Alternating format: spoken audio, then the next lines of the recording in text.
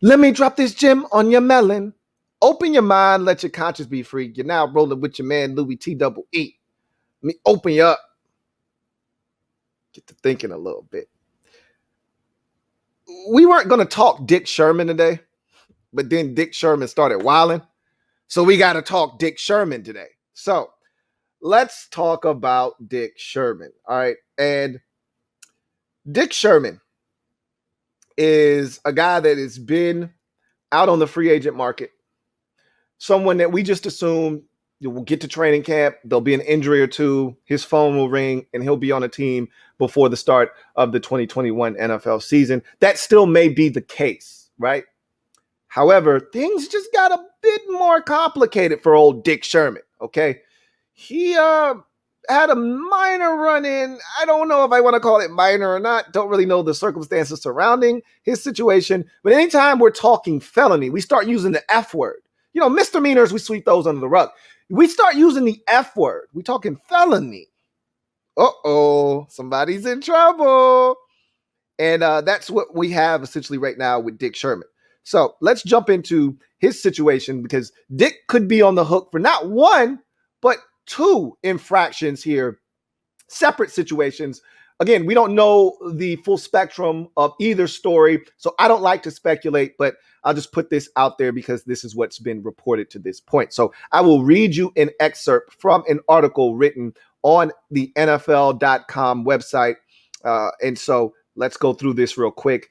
Free agent cornerback Richard Sherman was arrested near Seattle on Wednesday morning and booked on a charge of burglary, domestic violence, according to public records. The 33-year-old veteran was booked in King County, Washington Correctional Facility in Seattle at 6:08 a.m. Pacific time and currently has been denied bail, which is a standard procedure for anyone arrested on any charge related to domestic violence per the King County Superior Court Clerk's Office. A Redmond police news release stated that Sherman allegedly arrived at a family member's house early Wednesday morning and tried to force his way into the home, and officers were called onto the scene. According to Redmond police, when officers arrived, Sherman was outside of the house. Per police, Sherman allegedly was not compliant, got into an altercation with officers. A canine dog was deployed, and he soon after was taken into custody by the police. So, let's stop there. Okay, we didn't get to the other half of this puzzle that is really complicated to solve. So the reason I don't want to jump down Dick Sherman's throat and talk about anything, again, and I generally try to stay away from off the field transgressions because we don't know the entire story. We only get one side of it. And so I don't really want to get into particulars, but obviously, you have to take into consideration, well, why did he go to that family member's house? What is going on? And you have to put yourself in his shoes. What if your sister calls you and says that her boyfriend is slapping her around, she needs some help? You're going right over to her house and you're trying to get in. Maybe he locked the door and you're trying to force your way in because you're looking to beat his ass. So you don't know what the circumstances are, so we can't talk about what's wrong and what's right. All I can tell you is that apparently he was trying to get into someone's home. That home was not his. The police were called. He was arrested. He refused to go quietly. They had to deploy the canines. The rest is history. So he's in jail currently for that. Now, this is a separate issue. We can get into this one here in a second. So here's the other part of this thing. Redmond police said a secondary police unit, the Washington State Patrol, was also involved in the case. The State Patrol said troopers were called to a single car collision on a Seattle area off-ramp early Wednesday morning in which Sherman's vehicle allegedly struck a cement barrier. The vehicle was abandoned in a nearby parking lot, and a hit and run was issued due to the abandoned nature of the vehicle per State Patrol. Troopers ran the vehicle's license plates, which was linked to Dick Sherman. So there could be another charge, hit and run, and the defacing of a I think it was a federal building or statue or whatever he hit was something that was owned by the state. So I don't know. It could get a little bit more complicated. The bottom line here is on the second part, we don't know if he was the driver of that vehicle. He could have multiple cars in his name. Someone else could have been driving. We don't know the circumstances. That could have been the reason for the call. Somebody could have wrecked a car that was in his name. That same premise. I'm just throwing this random, and this is random. I don't know if any of this stuff occurred. Obviously, I'm making this stuff up. This is a hypothetical situation. But let's say that he bought a car for his sister. She's got a boyfriend. He takes the car. They get into it. He takes the car, and she's pissed off. She calls her brother, Dick Sherman. Her boyfriend wrecks the car. The car's in Dick Sherman's name, mind you. He wrecks the car. He panics. He gets out of the car. He takes off on foot. He drives off the interstate. He leaves it abandoned on the side of the road. He takes off on foot. All right. He goes back to the house and proceeds to get into it with Dick Sherman's sister. Again, I'm making all of this up, but this is how this could have transpired. We don't know. This is why you don't jump to conclusions. I'm just telling you, it doesn't look good for Dick Sherman. So he could have not been driving the car. His sister could have called him. Anything could have happened. Could have been his aunt, could have been his mom, could have been anybody. We don't know the circumstances surrounding the situation. Or Dick Sherman could just be tripping. Okay. I sat here for 5 minutes and just gave you every plausible explanation as to why he could be in the right here. Or, and this is just a thought, he could just be tripping. Okay.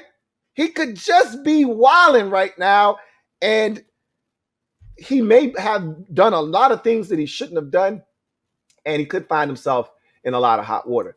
Either way, I'm going to tell you right now, does it sound like a guy that's ready to work here in the next couple of weeks or even a month? I'm not saying, I'm just saying, Dick Sherman needed to be ready and waiting for the phone to ring.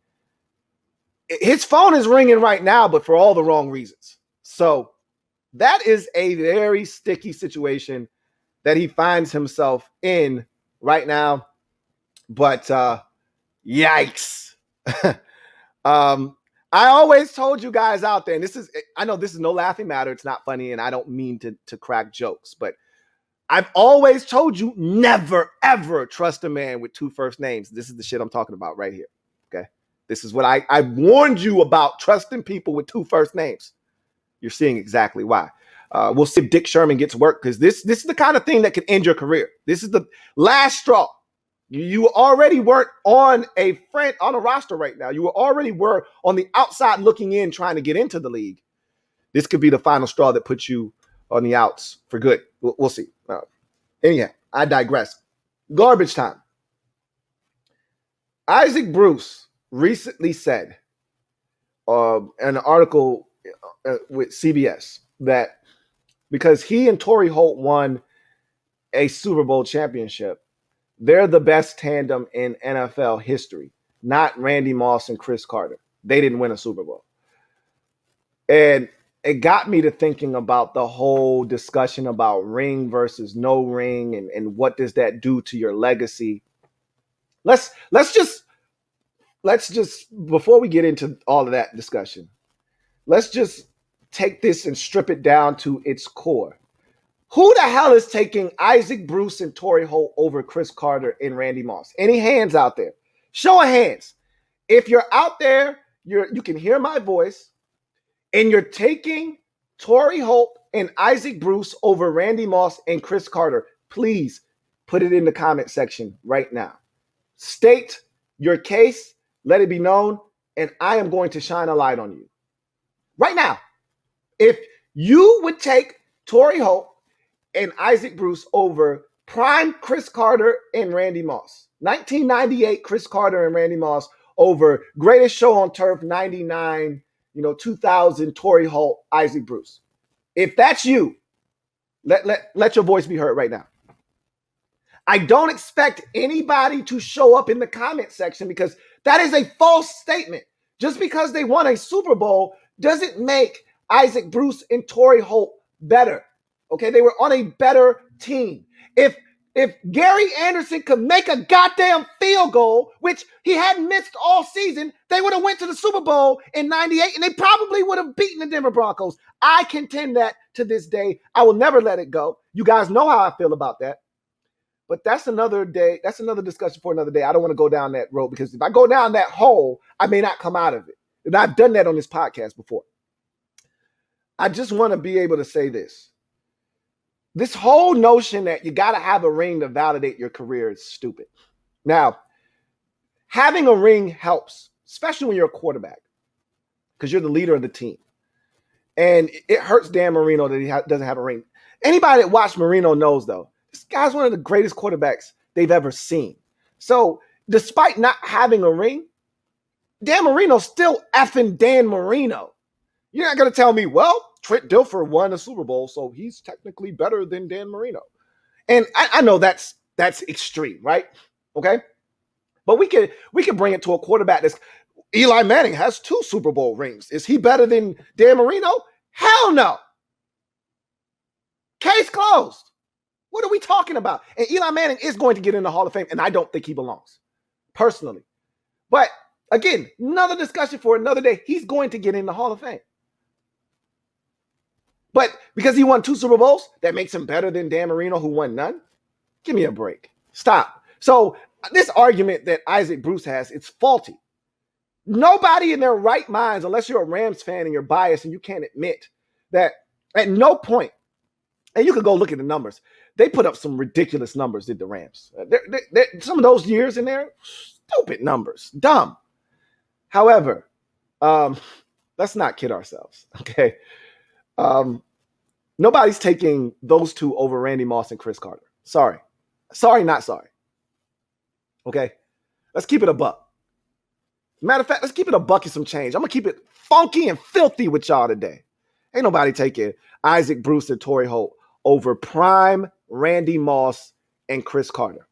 Show me the guy that's going to do that, and I'll show you a guy that's either crazy, stupid, or both. Sorry, and I don't like to call names. I don't like to call names. So, my guy Del for SEO says if Marshall Faulk was on that team, wasn't on that team, they don't make the Super Bowl. I mean, again, everybody had their roles to play. Robert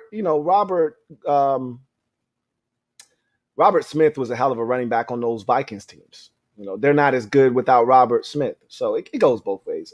Marshall Faulk was a massive part of their team. And you're right. Without Marshall Faulk, he was the MVP of those teams. Without him, they don't exist. I'm aware of that. You are as well. So at the end of the day, I know what Issac Bruce is doing. He's trying to protect their legacy. Like, hey, don't forget about us. People want to shit on us. We're really good in our own right and give us our respect. I get that. Nobody wants to admit that somebody's better than them. But come on, bro. Don't go the Super Bowl route to try to validate your case. Because that's when I got to step in at that point and rip you to shreds. Now you done got my blood boiling. And now you made me feel like I need to jump to the defense of Randy Moss and Cris Carter when I really don't feel like I need to do that. But you want to pull the ring discussion out. Now I got to do that. Because that's not a valid reason to elevate yourself. Now, if it's really close and we need a deciding factor, then we could go to the rings. But that's not what this is. That's not what this is at all. At all. So, Sinclair says Harrison and Wayne, I mean, they're in that discussion as well. They won a Super Bowl. I'd probably take Harrison and Wayne over Torry Holt and Issac Bruce. That, to me, is more of a discussion than Randy Moss and Cris Carter. That's tough. That's a real discussion. Not Randy Moss and Cris Carter. I'm sorry. I can't do it. I got a super chat from Gunny Man. I'm going to take this comment from Calvin Krim, and I'm going to take this super chat from Gunny Man, and that'll take us out of here. Calvin Krim says, I will say this. I didn't realize how many yards Bruce and Holt had throughout their careers, but their touchdowns don't compare to Carter and Moss. I told you guys, go look at the numbers. I told you there's some ridiculous numbers in some of those seasons. When you look up and, one guy's got 1,700 yards receiving, the other guy's got 1,500. You're like, what the were they doing on offense? Were they throwing on every play? And then you look up and Marshall Faulk's got 1,300 yards rushing and another 927 receiving. You're like, what the hell? How did they get so many opportunities to score so many points and so many offensive snaps to have this many yards? They were ahead of their time offensively. Louie.